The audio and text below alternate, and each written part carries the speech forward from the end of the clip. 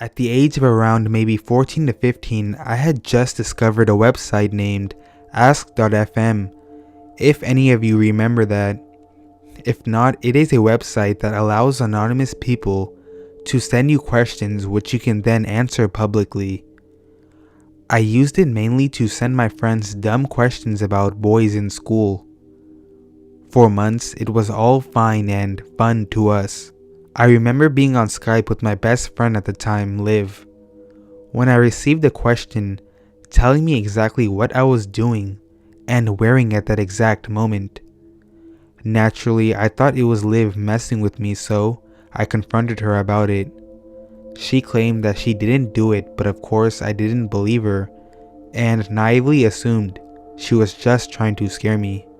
A few weeks went by, and by then, Ask.fm had been mostly ignored. People had started to move on to other apps and websites.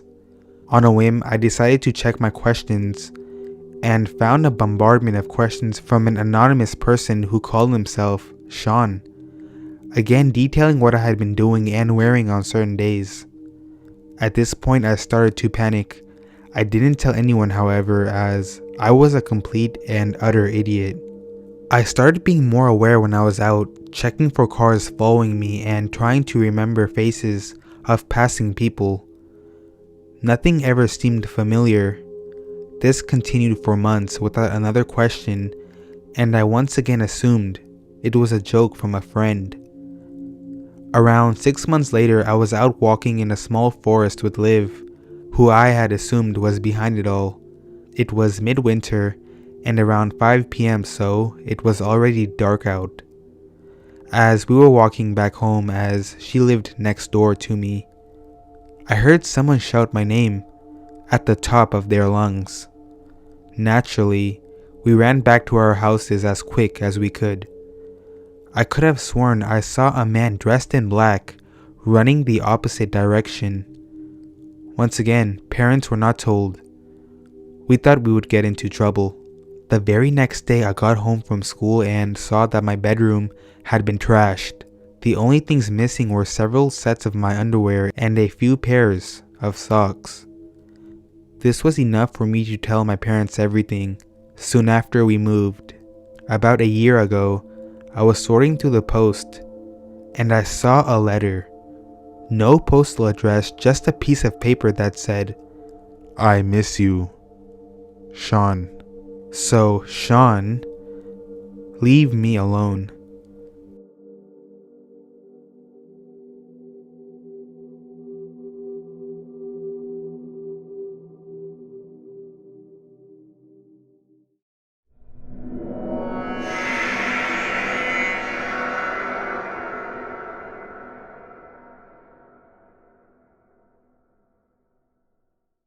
I should start by saying I'm a broke college student. Female, by the way. Anyhow, because of my strange college hours and my even stranger work hours, I am often on a weird eating schedule. Lunch at like 5 p.m. and dinner around 11 p.m.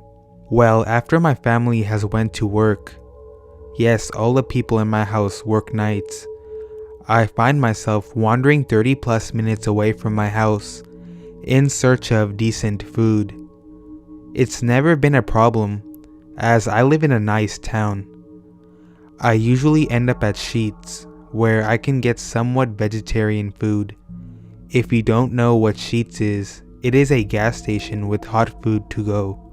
So this week, August 21st, 2015, I ended up at Sheetz more than one night in a row.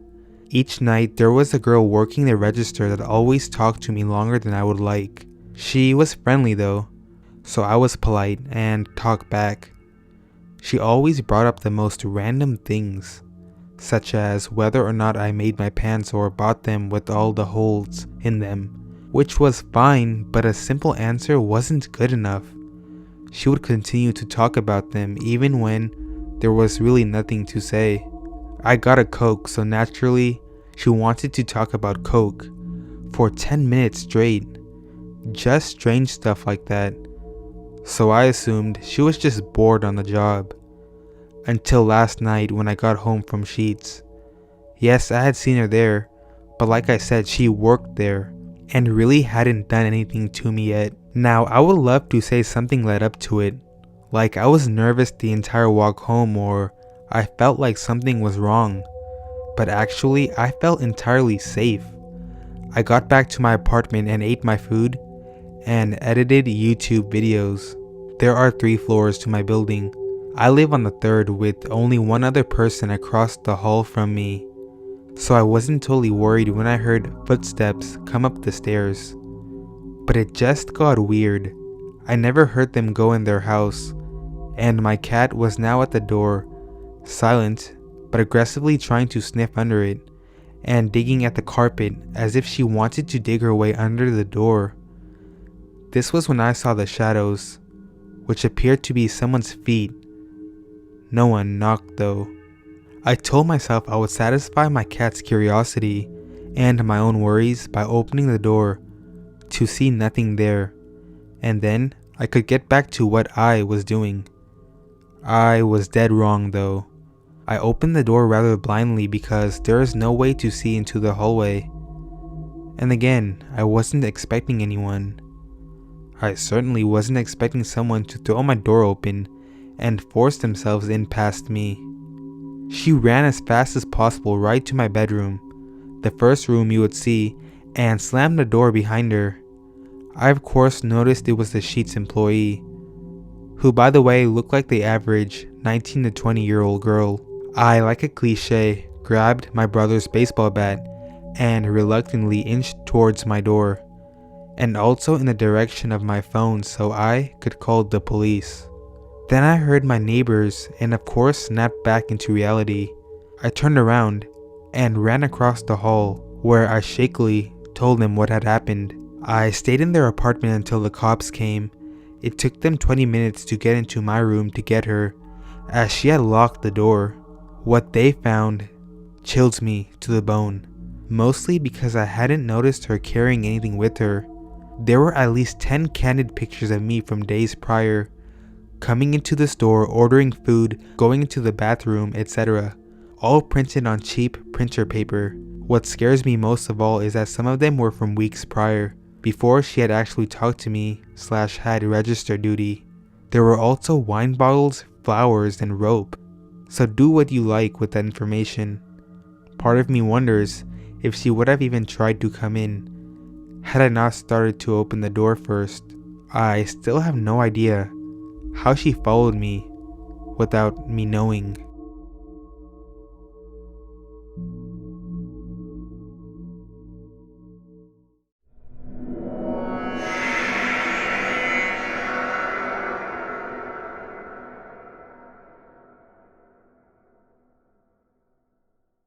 Last night, Friday the 13th, my friends and I wanted to do something spooky for the occasion. I mentioned the bridge and they all seemed pretty interested. None of these friends had ever been there before, so I thought it would be a really cool experience for them to hear the history of the area. There were 7 of us, so we had to take 2 vehicles. When we made it to the bridge, it was about 2:30 a.m. Yes, I know, it's not technically Friday the 13th anymore. We immediately walked under the bridge to where the legends say there are rituals and cult gatherings. We stayed under the bridge snooping around for about half an hour, and then we decided to check the other side.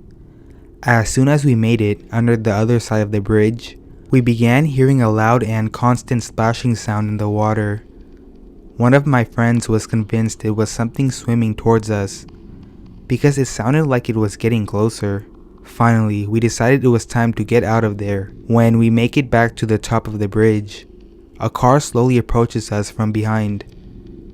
Being that it's so late and people are unpredictable, some of my friends started to run, but I was finally able to convince them to act normal.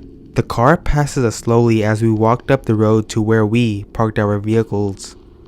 The mysterious car then stops right next to our car and stays there. At this point, we don't know what to think. The car just waits for us and we just kept walking. Finally, the car turns around and speeds past us.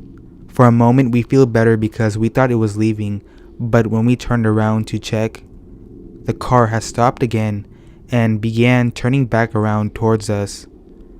We speed our walk up to get to our vehicles, and the mysterious car slowly crosses the bridge in our direction. I was in the car with the 5 of the 7 people. The other 2 were in a separate truck. As the car makes its way to us, it stops right behind where we were parked on the side of the road. As we attempt to start our car, another mysterious vehicle speeds past us and begins to slow down at the top of the hill that was in front of us.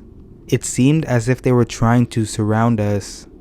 Our friend in the other vehicle pulls out and slowly passes the car that was waiting behind us. The mysterious car then switches into reverse and started chasing our friend's truck while driving backwards. My friend gets away without much trouble, but now we are facing this vehicle head on. We start making our way across the bridge, and the strange car positioned itself in the middle of the bridge, blocking our path. At this point, we decided we were going to continue going straight no matter what. We turn the car to the left, and the mysterious car moves to the left. We turn to the right, and it turns to the right. Finally, we faked the car out, and we were able to pass them quickly. When we made it to the end of the road, our friend was waiting on us. He didn't know the area so well, so we rolled down our windows to discuss where we were heading next. As we are talking, another completely different vehicle turns right past us and starts honking its horns at us. We finally decide on a direction to go. About 10 miles away from the bridge, halfway home, a totally different truck speeds up next to us, flashing their lights and honking their horns non-stop. It would speed up in front of us and then hit the brakes to let us pass, and it would repeat that cycle until it finally decided to turn off. We made it home at 4 o'clock in the morning, and we have yet to figure out what happened there. It turns out a different group of friends who went to the bridge earlier that night claimed to hear the same splashing. They also claimed that they had heard noises of people talking in the woods. They left immediately. We were completely unaware of this when we arrived. My friends have began planning another trip to the bridge, possibly during the day, to just sort of look around. We plan on bringing a gun next time, just in case.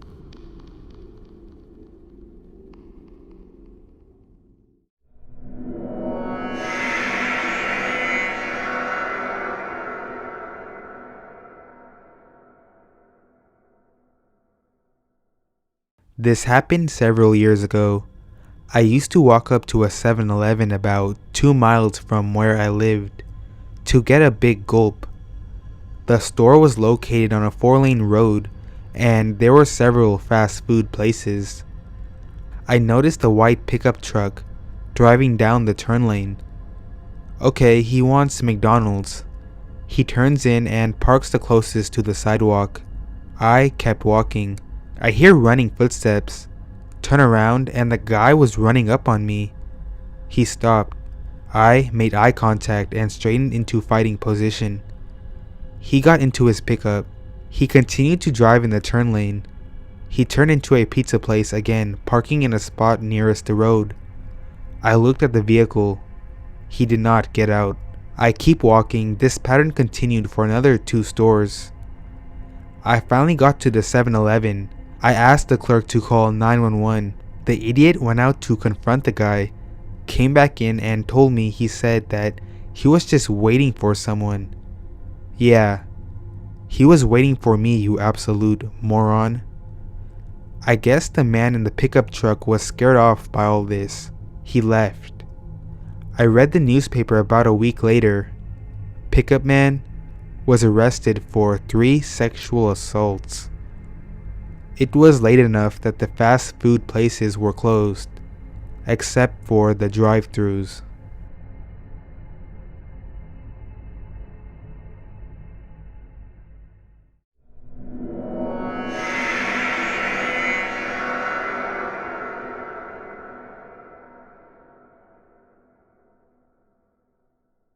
It was New Year's Day, and it was me, my mom, my brother, and his best friend RJ. We went to laser tag earlier that night and we were driving home after it hit midnight.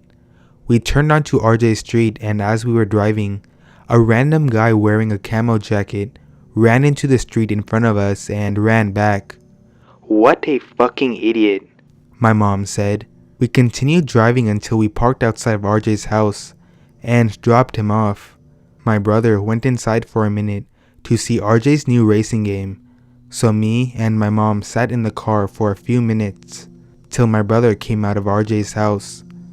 At that time, a red minivan drove down the street with the passenger window down, and some guy yelled, "You fucking bitch," at my mom.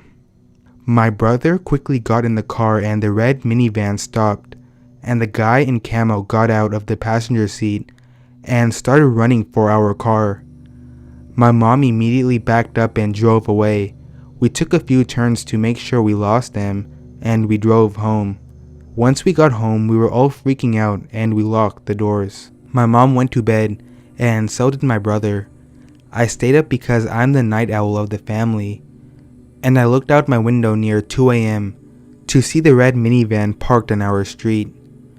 I tried to see who was in the car for a few minutes till one of the people in the car went on their phone.